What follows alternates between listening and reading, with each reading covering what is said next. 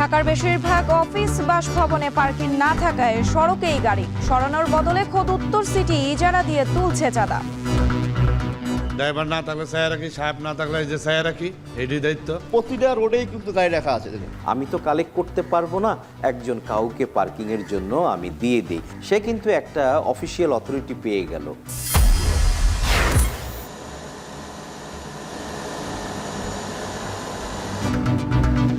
সরবরাহ বাড়াতে নতুন পুরাতন কূপ খননের উদ্যোগ সিলেট গ্যাস ফিল্ডের। দৈনিক 250 মিলিয়ন ঘনফুট উৎপাদনের লক্ষ্য।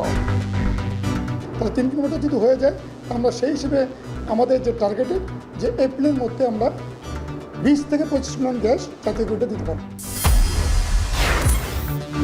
খুলনায় অরক্ষিত বেশিরভাগ নৌঘাটে মালামাল উঠানামায় ঘটছে দুর্ঘটনা। রাজস্ব বাড়লেও উন্নয়নে অনীহা, নদীকেন্দ্রিক বাণিজ্যে ভাটা।